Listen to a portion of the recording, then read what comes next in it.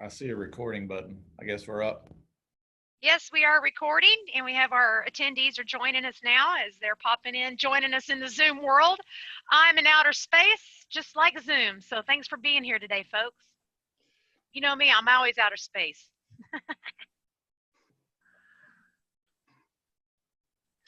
All right, everyone, we've got, not quite everyone has joined us on, but it's good to see familiar names popping up on the screen today. All right, we have Tom Emerson and Shane Davenport here this morning. We're going to get started here in about 3, 2, 1. All right, welcome everyone to our A-Fame Luncheon webinar. We have here today going to cover CertaPro painters, what's new in painting. There's always something new going on. We've already got some people chatting here with us. Let's say, smile, Tom. All right, well, there we go. You know who that was, I'm sure. All right, today's webinar is going to last probably about 45 minutes. We will do some introductions and then we will get started. As we mentioned, it is being recorded so that we can share it later. It's always nice to have something that we can share later for those that may have missed it. If you have any questions for the presenter, please chat them or put them in the chat feature. Tom Emerson will be monitoring those and making sure Shane knows what's going on and what questions we have. For those of you who registered before Friday of last week, you should have gotten a DoorDash gift card by email. If you happen to have not seen your DoorDash gift card, please check your spam folder. We do see that it goes there quite a bit. And you can also just shoot me an email and I'll check on that for you. So before we will get started here, I don't see anything else. I just want to say thank you to CertaPro Painters for being awesome sponsors. I'm going to give a shout out to them. They did paint my personal residence not too long ago and did a fabulous job. So while they do a commercial for most of our members, keep them in mind for that residential service too. They do great work. So Tom, please take it over and thank you again for sponsoring A-Fame and for today's presentation. Thank you, Amy. You know, what I want to do, first of all, is introduce Shane, but as we go through the presentation, if you have questions, like Amy said, please type them up on the chat feature. When Shane is completing a topic, we'll cover the questions that are related to that topic before we move on to the next one, okay? So now Shane is our VP of Commercial Painting at CertaPro, but Shane is a West Texas boy, and he's been in painting for quite a while. He went to Tarleton State and graduated back long time ago.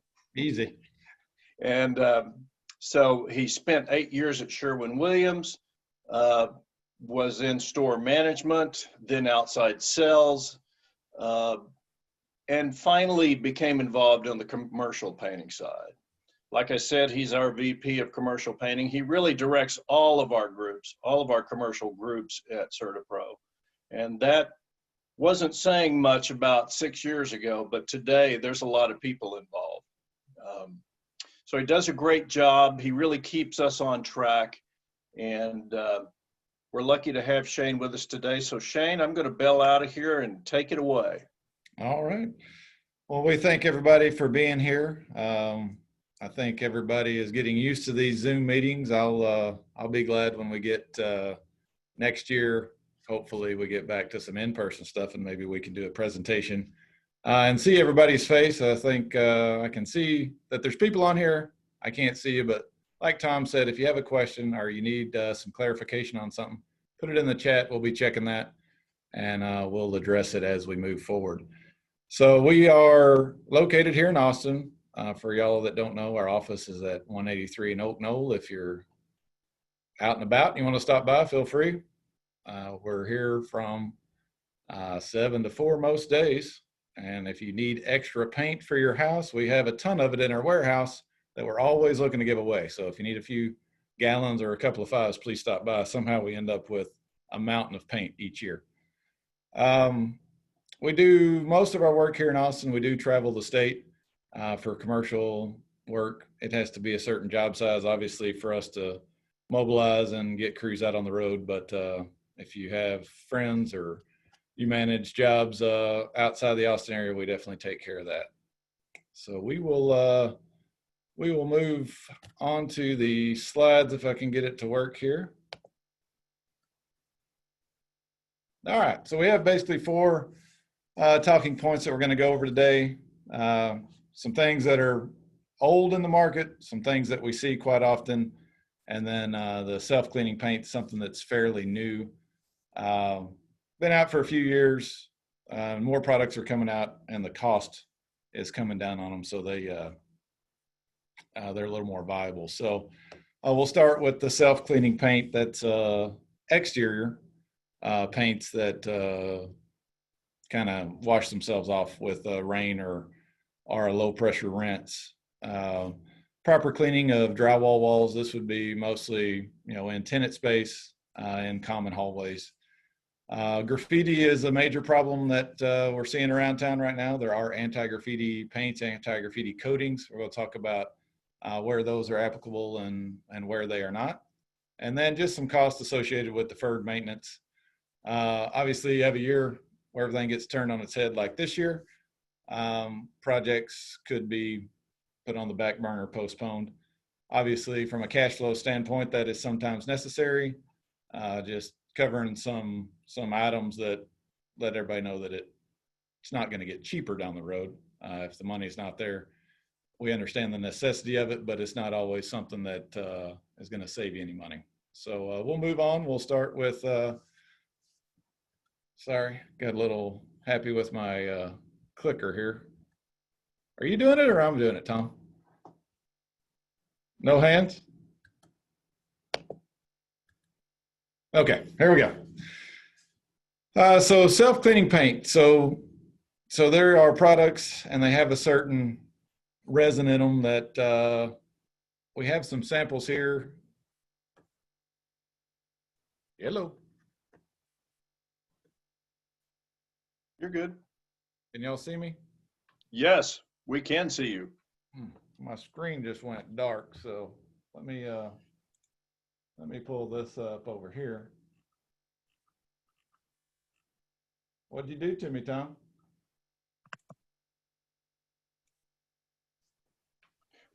Okay, so on the there's a certain resin that these products are made with. We have some samples here. They almost, like if you wax your car and you spray water on it, how it beads up and repels the water. That's basically what this looks like after you've put it on and water hits it. The best thing that they are used on is like a fairly slick, like concrete structure. You could obviously use it on something that's heavy texture. We'll get into that in a second, but it's just not really that effective. So the thought is you paint the building with this product. As you get dirt and grime that gets blown or placed on the surface, if you get a rain shower or if you even go out, like if window washers wash the windows and they run the water down the wall, a light rinse with a water hose will rinse it off versus having to pressure wash it or just live with the stain. With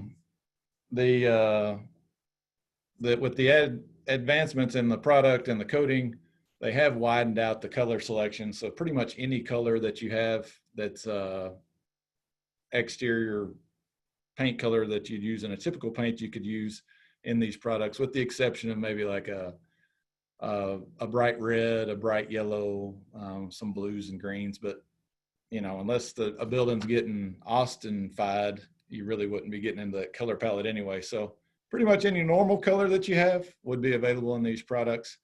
And the cost per gallon is really not too terribly much more than regular exterior paint. Can you go to the next slide, Tom? Like I said, my thing is all blank here. Well, I'm having trouble getting control of the slides now. Oh yeah? Well, let me know if it goes to the next slide. You're on the buildings, the 2 buildings on the self-cleaning coating. Okay, I'm good. That's where I want to be. So this is kind of like if you were to put in the dictionary a great building for this product, this would be it. We just finished this building back in August.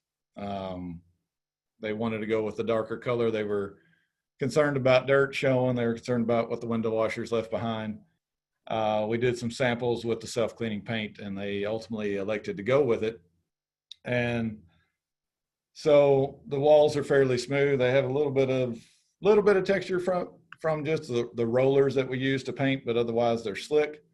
And so, you know, we went in, primed the surface, and then painted it with self-cleaning paint. And you know, we did get a report back that they got it cleaned and with the windows, and they were able to just rinse it off. So looks like it's performing as advertised. Did I get to the next slide, Tom?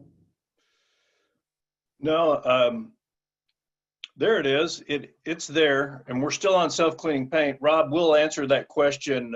I'll have Shane address your question when he's done with this section. So I'm on the last slide of self-cleaning paint. Yes. Okay. Well, There's text, not pictures, right? right. Okay, that's good. So like I talked about briefly, you could put it on a heavy textured wall. I mean, it'll stick, but you know, the whole point of it would be with rainwater being able to rinse the wall clean. So if it's heavy texture and you got dips and valleys, you know, dirt's going to get stuck there. It's not going to be able to rinse clean. So I wouldn't advise it. I think it'd be a bad choice of product, just because you're not going to get the benefit of it with that extra cost that is going to come in. It does have application down to 35 degrees Fahrenheit. A lot of the exterior products that have come out over the last decade have these low temp applications.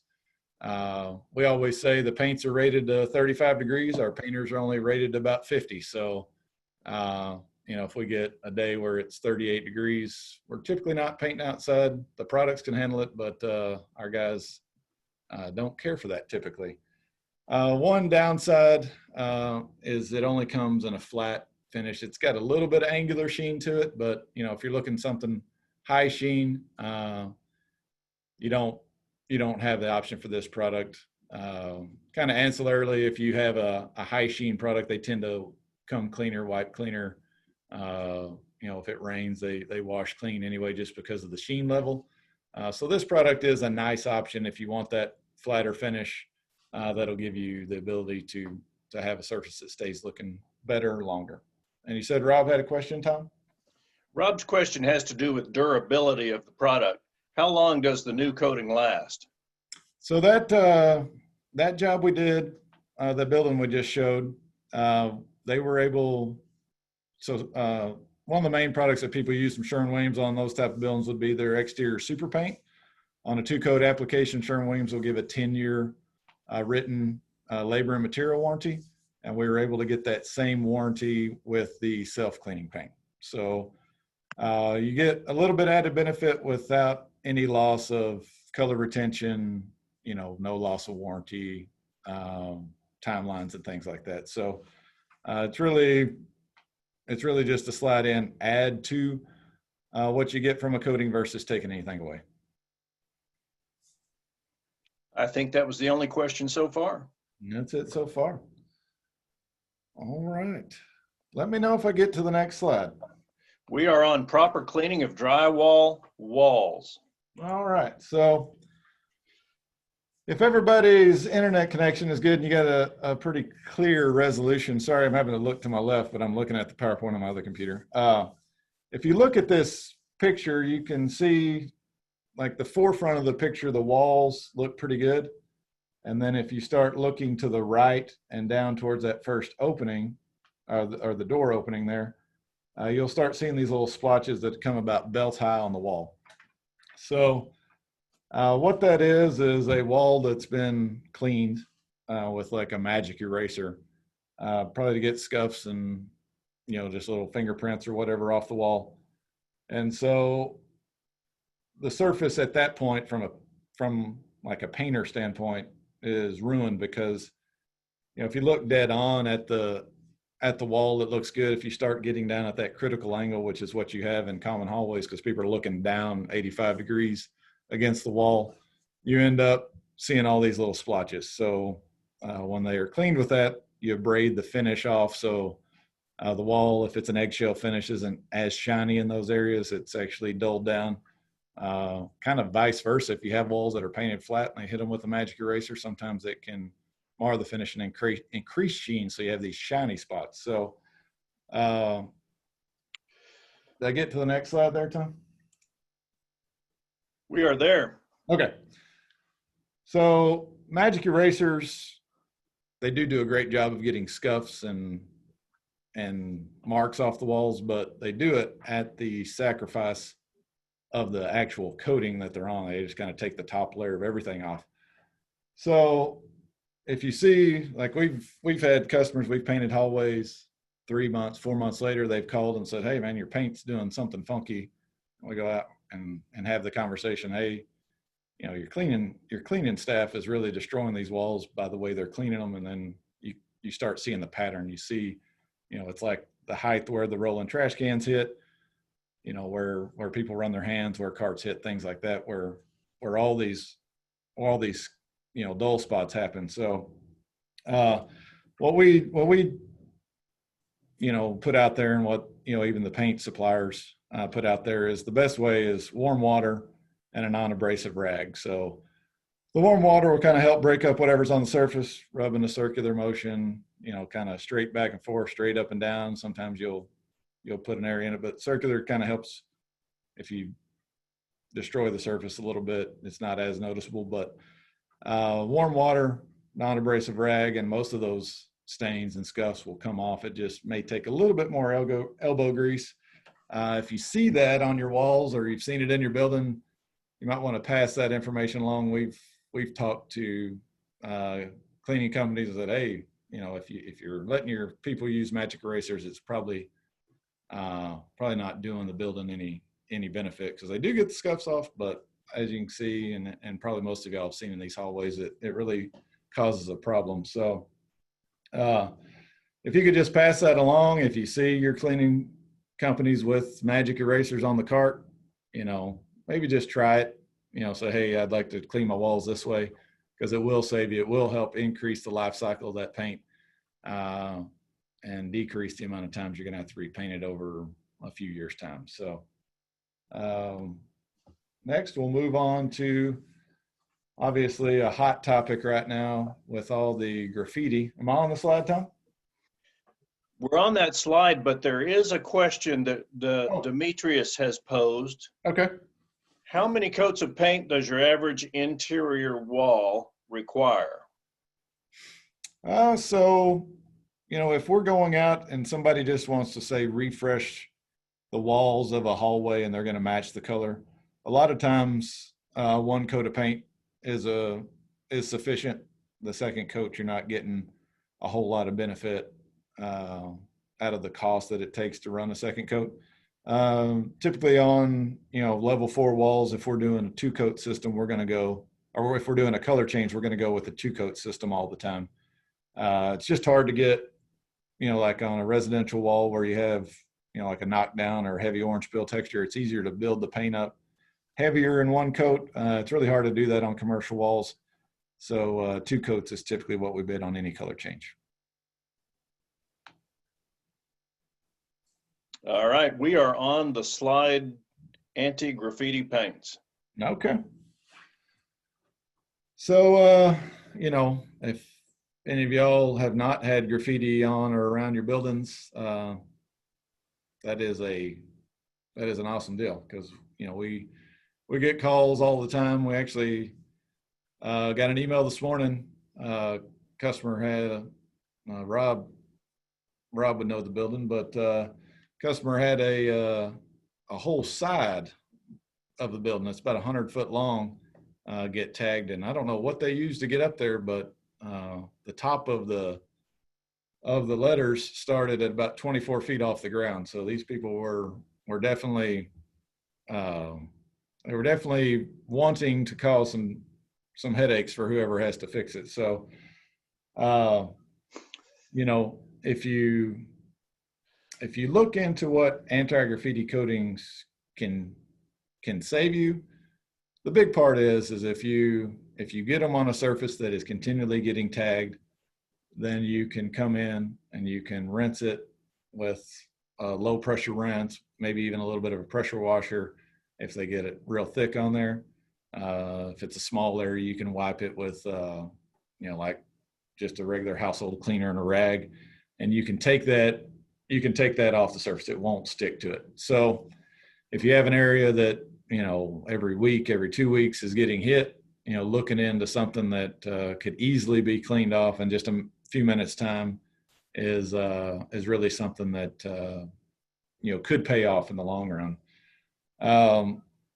There are a lot of limitations to it. So I'm going to click to the next slide. Let me know if I get there, Tom.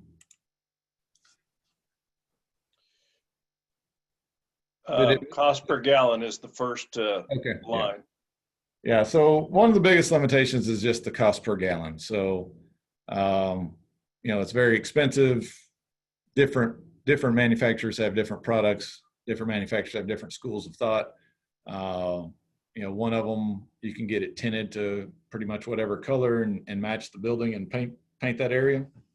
Others are clear. You put them over the existing paint, and then they will repel things that are put on top of them. One thing that you can see with that is if it repels graffiti, it will also repel new paint. So if you ever need to repaint this building or repaint this area, you have to address that anti-graffiti coating before you can put new paint, new color on top of that. Again, kind of like the self-cleaning paint, a really textured surface is tough. It's hard to get a real uniform coating of the anti-graffiti film on there so it can repel like it needs to. Even if you do get it on thick and get a nice uniform finish, when you're cleaning it, the spray paint gets caught in all the nooks and crannies, so you can see a little bit of a shadow.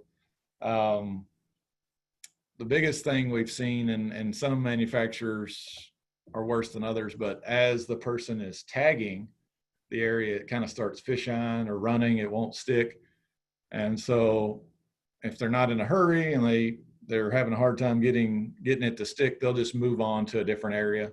Now, if your building has it all on and the guy next to you doesn't, maybe they'll just move on to the other guy's building. But they typically will just try to find an area where their paint will stick. One of the clears that we've used over the years, it will actually just go on. They can do their stuff, and then you can just wipe it right back off. So, that's probably, in my mind, the best. But again, it's a clear product. Texas is rough from a UV standpoint. So if the side of the building or the area that it's on gets a lot of sun, you can have, just like if you have a front door that's stained and varnished, you kind of get that same deterioration with these clear anti-graffiti coatings. And then another thing, as far as the cost per gallon, then it's a little more labor intensive to put the product up. If you start doing the cost equation, if you have an area that's 1,000 square feet that continually gets tagged, you could paint it probably 5 times. Come out, spot prime the area that got tagged and paint that area corner to corner, and the money that it's going to take to put the anti-graffiti coating up one time. So if you're looking at something like that, we can always do a site visit, help you kind of sort out what the best option is. But some people do get sticker shock, but a lot of times it's just something that you've battled with over a long period of time and are just finally ready to quit having to repaint it or deal with an area that just has a block, painted over in a color that doesn't match. And I just want to get a more long-term solution. But there are some things to think about, and we could definitely help you out if you have any areas that you would need to potentially look at that. Any questions on anti-graffiti stuff, Tom? Well, there's a couple of things here. We've got a question back on the sheetrock side too. Okay. Let's do that one first. Marcos has asked, on new sheetrock, after it's taped and floated and primed, how many coats? So the industry standard on that would be, on new stuff after tape and float, would be 1 coat of primer, 2 coats of paint. Okay, all right. Now on the anti-graffiti stuff, is there a product that works? This is from Greg. Mhm. Are there any products that work on porous stone buildings or brick surfaces? A clear coating, of course. Yeah, so for a brick surface, there are some they're like waterproofing coatings. Prosoco makes one that is a water repellent and an anti-graffiti coating. So it kind of does the same thing. It puts kind of a shield up on the brick and water won't go through, graffiti won't stick. Um, but it does look different. So if it is clear, but it's like if you put it up and you have it next to an area that doesn't have it on there, the look of the brick, it's going to kind of darken up the brick a little bit, make it look like it does when it's wet. So if you're doing a whole area or doing a first floor or something, it's not noticeable, but it will change the look, and then you can actually kind of feel the coating on there because it doesn't just penetrate and go away. It does sit on top a little bit, but there's a couple of those products on the market. There are some that are just waterproofers that really penetrate in. They wouldn't do anything for graffiti. So you have to be careful about which one you pick. But Prosoco is one of the brands that we use where people are trying to A, waterproof something and B, kind of have an ancillary benefit of it being anti-graffiti. I don't know that it's rated for limestone. So if you have a porous limestone surface, nothing really sticks to limestone. That same company, Prosoco, does have a paint product that is warranted on limestone surface. And I would have to double check the data sheets if they will let this clear product go on there, but I don't think so. Okay. Looks like we're ready to move on to, well, let's see here. What's next? Cost of deferred maintenance, your favorite. Did you move the slide or you need me to? It has moved. It has moved. All right. Yeah, man, I'm like looking at just a complete blank screen. I'm not sure what happened. Crazy. But so deferred maintenance, I think everybody's been a part of having to do that from time to time. But one thing about paints, with the exception of one unique steel coating, paints, they do not heal themselves. So if it looks bad today, it will probably, without a doubt, look bad tomorrow. I think many of y'all know with the way Austin is going, paint costs continue to rise. Even through all the COVID stuff, we are taking a paint price increase here before the end of the year. Insurance rates go up, and then labor is the big thing that continues to rise. Early on we were pricing things real aggressive during COVID to keep our guys busy. Thinking maybe the labor would kind of reset itself, but it just doesn't appear like much of that came to fruition, and there's just not enough labor to go around, especially in Austin. You get out in other markets a little less bad, but the labor increase over the last 5 years has really been astounding. We've got guys, and what we were paying years ago is half of what we're paying now for the same type of, not even a lead painter, just guys that are prepping and doing cleanup and stuff. So I'm not I feel good about the wages that guys can support their families and make a better life for themselves. It just took us a little while to get our head around it, just because the labor costs increase so fast. And I don't really see that slowing down, especially if everything comes roaring back next year, that labor costs are going to continue to rise. So something that is a certain dollar figure today, 2 years from now, just based on the labor it takes to do it and the paint it takes to paint it, is going to be more expensive.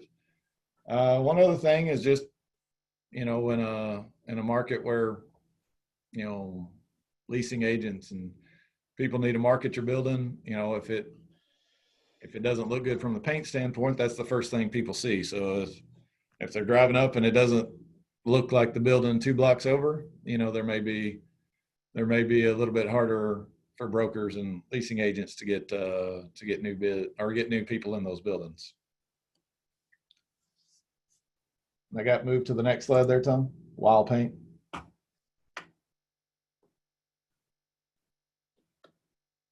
Hello. Sorry, I'm muted. You are on, yes, while paint is used. Okay.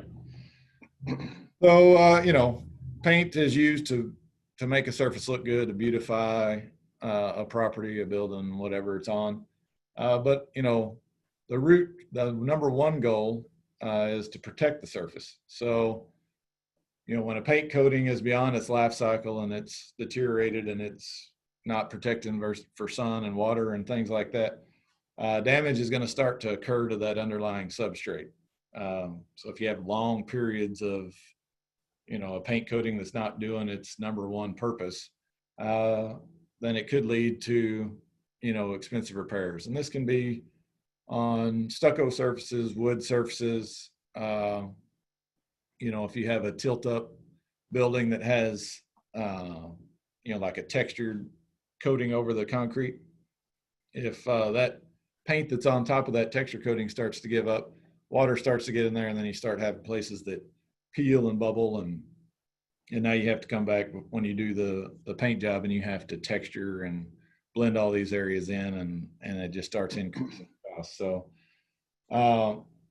you know, that, you know, while labor and paint go up, also the longer that you allow something to weather, the more prep time it's going to need. So instead of just coming in, cleaning the surface, addressing a few caulk joints and pops here or there that are bad, now if you got to start, you know, replacing a bunch of wood or doing stucco repairs, texturing concrete, you know, you're going to have a lot more prep time, a lot more hours that it's going to take to make this paint job last like it should going down the road. So you're going to have just kind of a double whammy increase in cost over what it would have been, you know, 2 years, 3 years before. So just always things to think about. Like I said, you know, we're here, obviously we prefer everybody to paint everything, but if we're honest and we drive around and see all the paint deficiencies that are on buildings and homes around Austin, if everybody painted when it was time to paint, there wouldn't be enough painters here, right? So, you know, we just have seen, you know, on the commercial side, usually a little bit better about staying on top of things. We do see it, you know, in condos and HOA side where, you know, they didn't paint when they should have. 5 years have passed, and now they've got a $40,000 wood repair bill to go along with their already more expensive paint job. So, you know, like I said in the first sentence there, you know, paint's not going to heal itself. It's not going to just miraculously look better, you know, in a year from now. So, is there any questions along those lines, Tom? I don't see any new questions. All right. Well, Tom can chime in on any of these. He had put a few interesting and funny slides in, but oh, these are actually this was put together for to provide some comedy relief for another presentation that I did a long time ago. But you can see our professional crew there, and there's the administrative staff. So if you're ever wondering where your invoice is, these are the professionals that will take care of you. Here's some before and after stuff. Metal fence. After. We just walked by. We didn't even have to paint that one. And another wood fence. See? One coat of paint. And look at this. I'm not sure what that is. But another one coat of paint and it's fixed, right? And I think this may be the last one. There's the new business office that you're prepared to invest in. Fixed. So anyway, that's enough of those. Now, Amy, I think that that's probably going to conclude us here. Shane, do you have anything else you want to add? No, I just apologize about my screen going black. I'm going to blame it on Amy. She had done something with my computer prior to everybody else coming on. I'm pretty sure that's what did it. But That's okay. You can blame it on me. I don't mind. I'm kind of used to it. I just kind of roll with it. it kind of looks like a galaxy, so it must have been your background that infiltrated my whole computer here. Hey, we have a question now. Okay, good. There's a couple of them here. Rob wants to know where he can get rid of paint, old paint, and yes. not have it cost an arm and a leg. Well, the best thing you could probably do, Rob, is show up at your local drop-off place, county drop-off place that would take paint. We have so much here that once every couple of years we put it on pallets and we call the company and they charge us $1,000, $1,500 to come take it off. If you just have a few gallons, you can, if you're in Williamson County, I know they have places, Travis County may be a little more difficult, but if you're not in a marked vehicle or like a commercial vehicle, you could show up and drop off your up to 10 gallons, I think is what Williamson County has, a couple of times a year. So that would probably be the best bet. If you do have a bunch on a property, sometimes, like I said, we just have to bite the bullet and hire a company to come haul it off for us. We've got another question from Demetrius here. Does your company provide HD paint? If so, have you had to apply it for a client yet? What are the issues, if any, does it cause I'm in Williamson County. Okay. What, I guess I need to HD. What is HD paint? Yeah. I'm not sure I know what that is either. HD usually means high definition. That's, yeah. For movies, for screening movies. Like if you want to paint a movie wall so that it probably doesn't, you can project on the wall and so that it doesn't reflect back possibly. Well, there's definitely projector screen paint, if that's that might be what he's referring to. I don't. Demetrius has his own little pop-up film screen thing going on, and I have a feeling he's expanding his business. Oh, I got you. Good job. There are coatings on the market that are designed for that exact purpose, and they have the right reflective value and light absorption value and all that kind of thing. So they basically end up yielding the same look as a high-end projector screen. They're not cheap.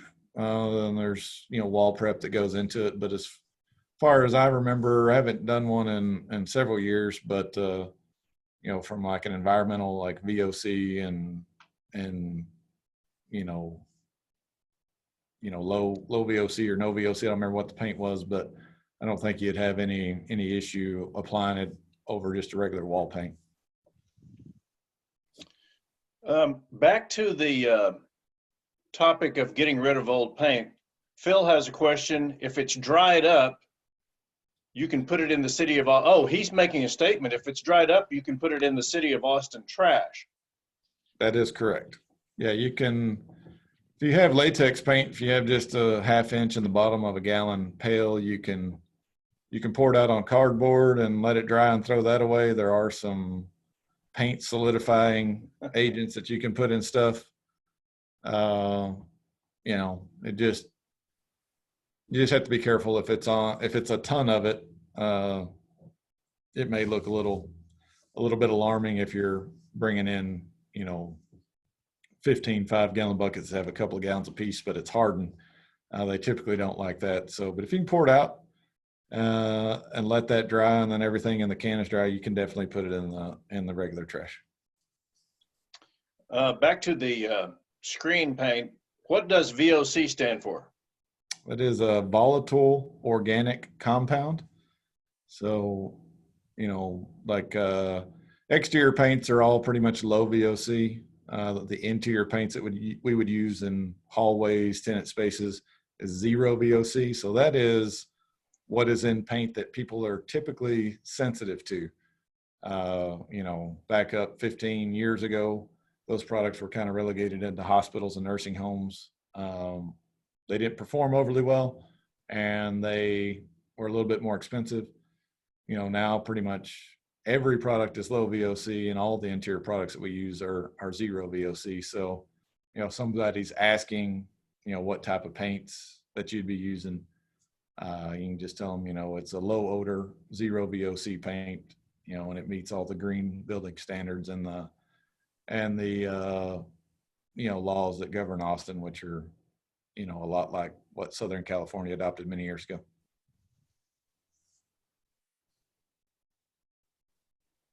Looks like we're running dry on questions here, Shane. You did a pretty good job for doing this in the dark.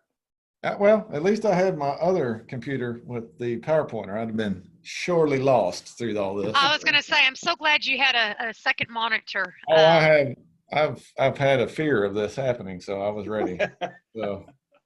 Well, it turned out great. I found it very informative. There's more than just slapping paint on the wall. It's all about the right product, the right surface, the right prep, the right everything, which is why y'all are the professionals. And if there's any, I don't see any more questions. Thanks for the info, gentlemen, as per Demetrius Middleton. So again, we recorded this. We'll share it later. I hope everyone learned something today. Please contact them if you have specific questions. What's the right product? The whole magic eraser thing. Yes, I had not thought of that, but it's again not only about prep but maintaining and cleaning it properly too. Yeah. So good stuff. Well, thank you for your time, everybody. We hope to see y'all in person soon.